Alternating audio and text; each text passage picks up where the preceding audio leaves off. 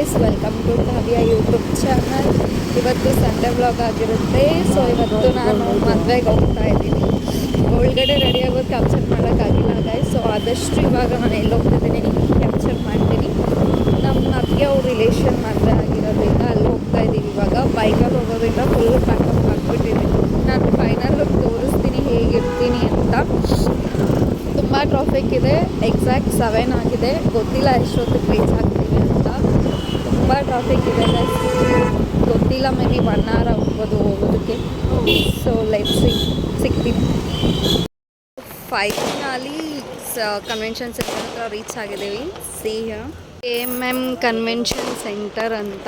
So finally reach ಆಗಿದ್ದೀವಿ. ಒಳಗಡೆ ನೋಡೋಣ ಹೇಗೆಲ್ಲ ಇದೆ ಅಂತ.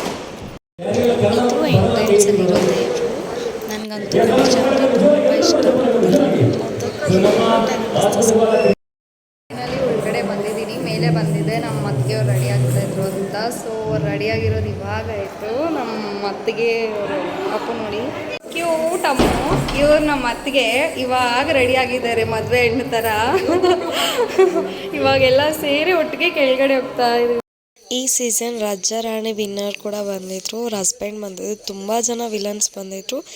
ಬಿಗ್ ಬಾಸ್ ಕಂಟೆಸ್ಟೆಂಟ್ ನೀತು ಅವರು ಬಂದಿದ್ರು. ನಮ್ಮ ಅಣ್ಣ, ಅತ್ತಿಗೆ, ಅಪ್ಪ ಇದ್ದಾರೆ ಫೋಟೋದಲ್ಲಿ. ಆ್ಯಂಡ್ ಇದು ನನ್ನ ಸಿಂಗಲ್ ಪಿಕ್ಕು ನೀತು ಅವ್ರ ಜೊತೆ.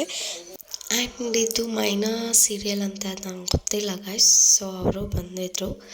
ಆ್ಯಂಡ್ ಫೈನಲಿ ಇದು ಒಂದೇ ಪಿಕ್ ನನಗೆ ಸಿಗಿತ್ತು ಫೋಟೋ ಇಟ್ಕೊಳ್ಳೋದಕ್ಕೆ.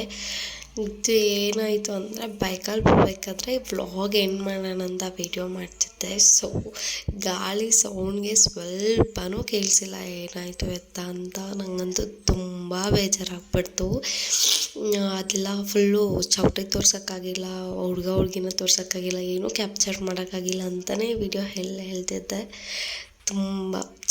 ತುಂಬ ರಿಲೇಷನ್ಸ್ ಗೈಸ್ ಮಾತಾಡ್ಸಿ ನಮ್ಮ ಸಾಕೆ ಆಗೋಯ್ತು.